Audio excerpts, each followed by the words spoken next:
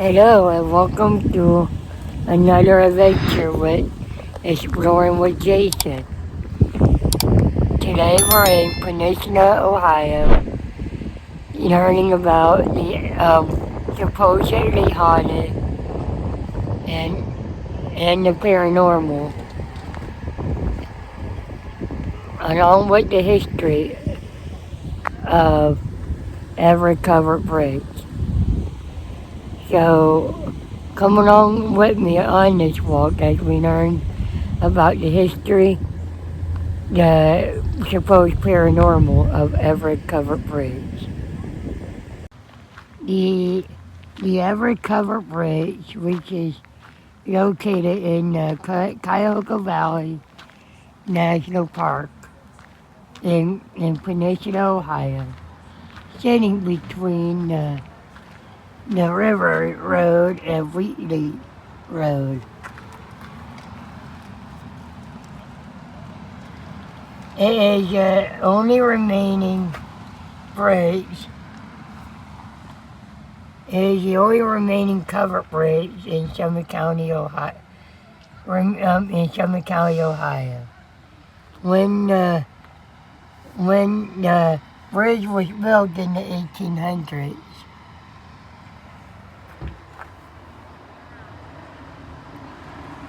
it was one of over 2,000 bridges that were built here in the state of Ohio.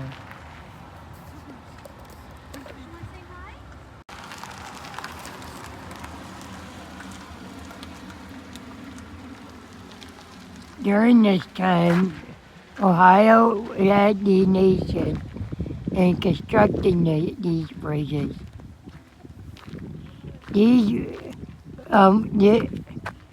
bridges would play a vital role in our history when it comes to transporting goods to other locations.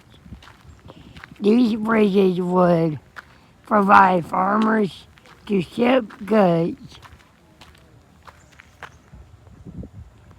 through the Ohio and Erie Canal, and they could be shipped to Cleveland and other areas. But in order to transport their goods, they needed a road in order to transport the goods. In 1840, Ira Hawkins requested a road to be built on in order to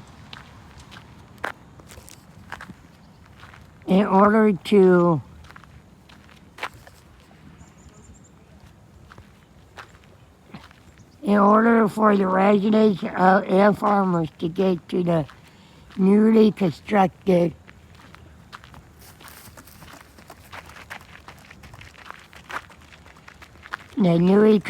Ohio and Erie Canal, and it was this request where it was approved by this time the road was called or named Everett Covered Pike. In 1856, the workers who worked on the road and had run into a tomb was contained and belonged to the remains of Native Americans.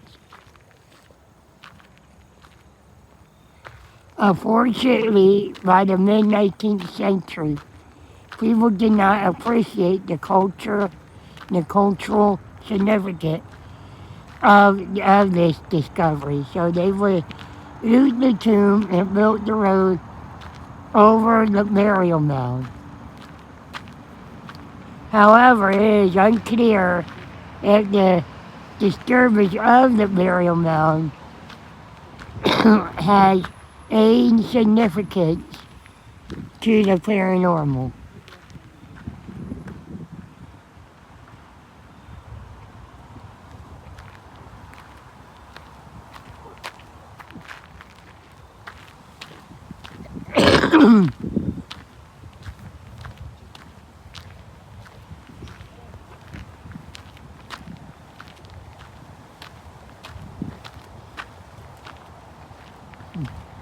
But since the people have reported, Excuse me. yes, sir.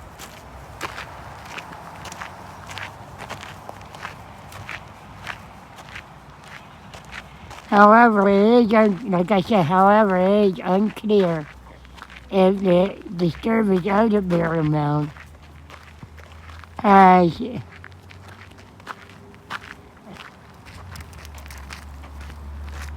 any paranormal activity, or if it's unclear if the location was already haunted to begin with.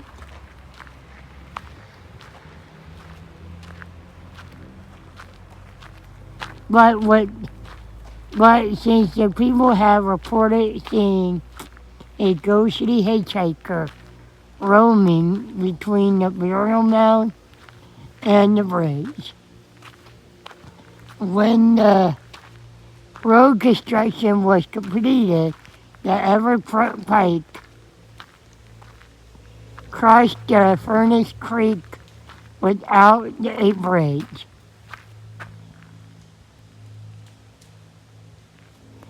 To continue,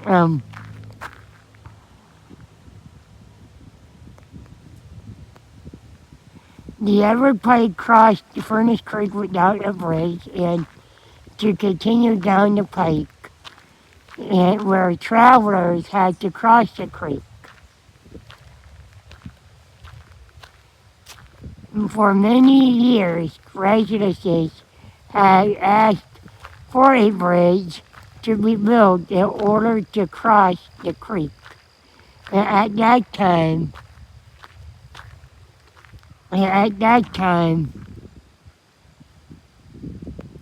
before the bridge was built, the residents had to cross the creek, which would be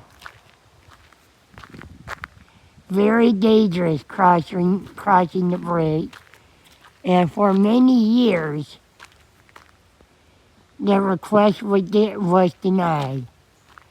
And it would take a tragic accident or event to get the bridge built.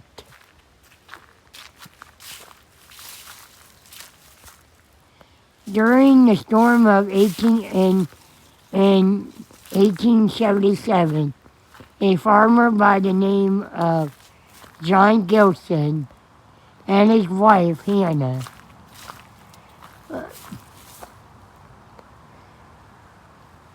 had to cross the Furnace Run after visiting some of their friends.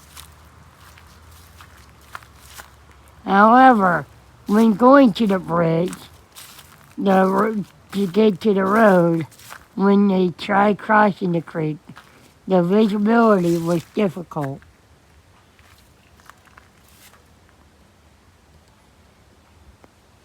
And before it was different, the visibility was difficult for them to see, and made the water very icy to use to get around the ford. As they were trying to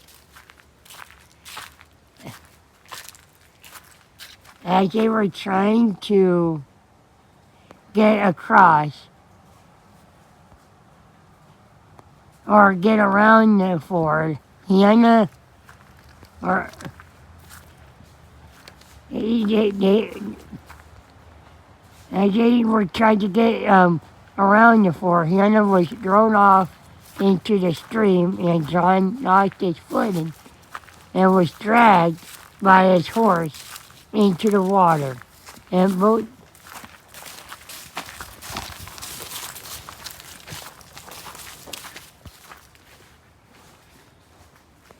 and both of them were forced into the water.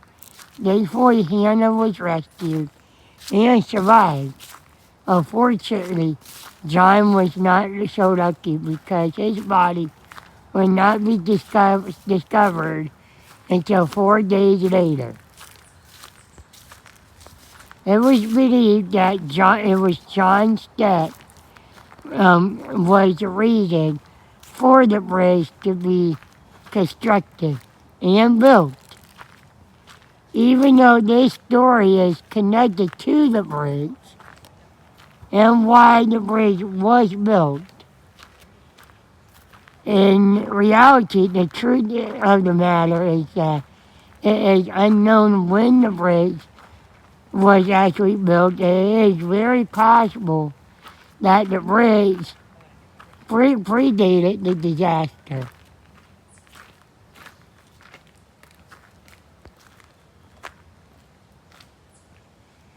However, there are some clues that does suggest that the bridge was in fact built close to the incident. The covered bridge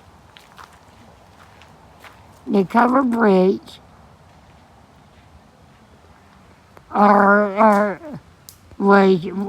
a truss bridges with the support from the framework of the beam. The workers who built the bridge used a truss pattern that was patented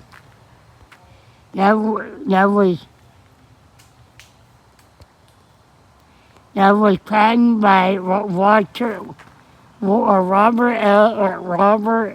W. Smith. I think it's Smith, but in 1867.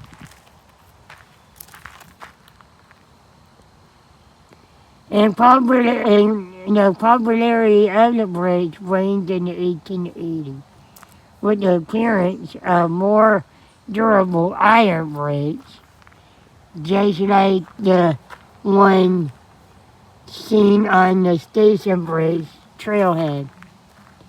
The Everett Bridge, or the Everett Covered Bridge, would be repaired twice after major damages occurred to the bridge. The bridge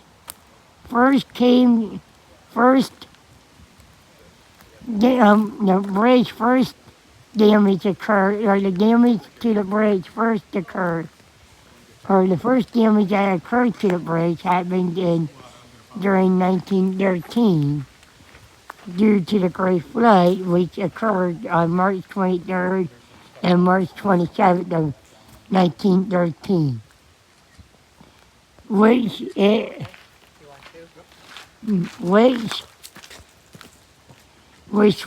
swept across 17 states, including Ohio, causing about approximately 650 deaths, which the property damage would be estimated over $333 million in damage.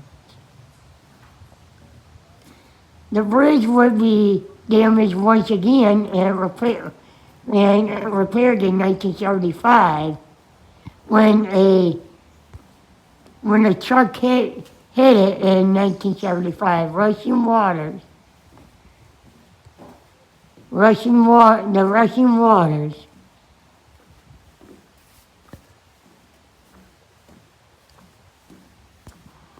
from the spring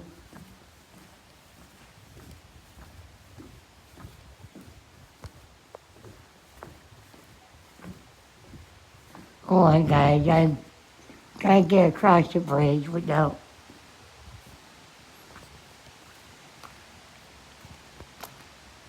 In 1975, the Russian waters stormed the bridge by lifting the bridge from the sandstone. Abundant, disappointing, or dispositioned the wreckage into the stream below.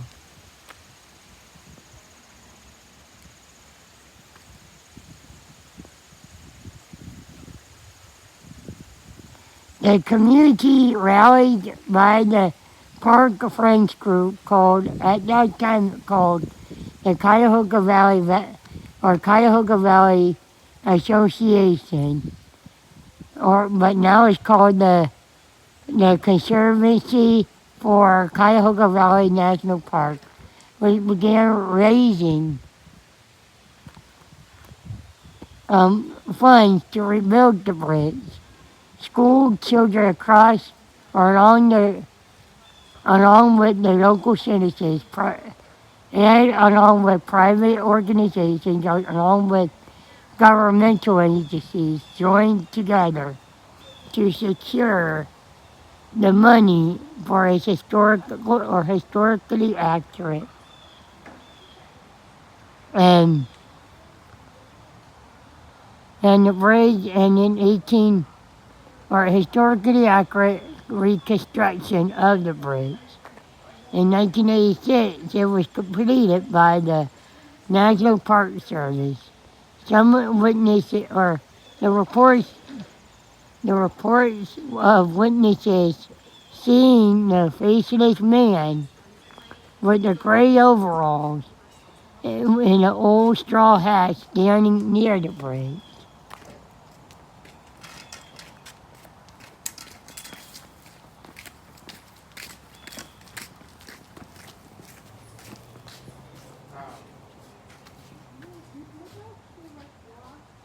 People also have reported hearing horse galloping near the bridge, even though there aren't any animals to be sighted when this occurs.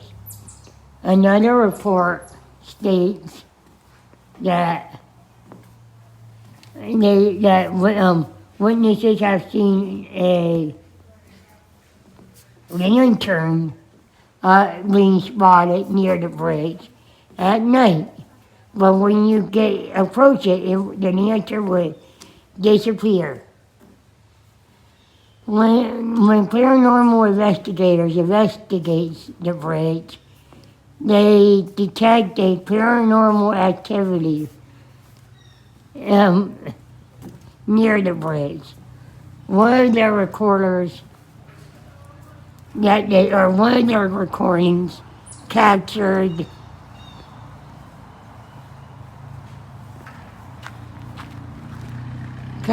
what sounded like someone saying help or danger. It was also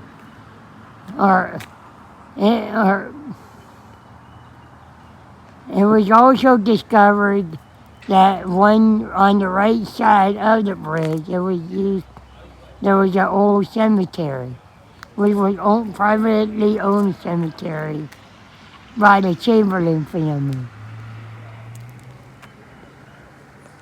Eventually, the cemetery was abandoned, but however, there are still some remains still located in that location.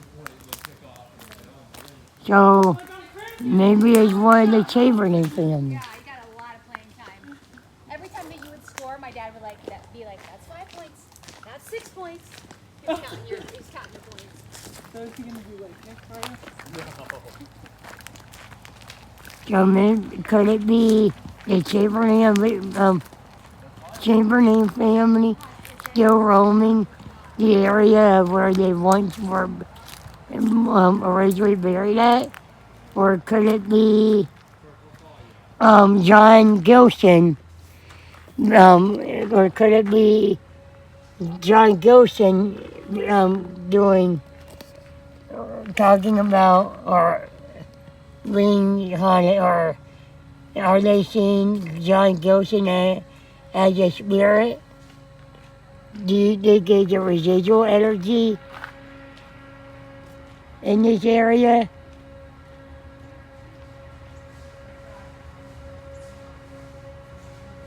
What do you think? Obviously I can't answer that for you. I'll let you decide whether or not this place is haunted or not, or do you think there's a residual of the event? So But I'll let you guys decide whether or not it's true or not. So with that said, I hope you like this video and all my videos. If you like what you see and like the content that I've given you, please consider liking, subscribing, turning your notification on, sharing it with your friends and family. And I look forward to seeing you next time on the next adventure with Exploring with Jason.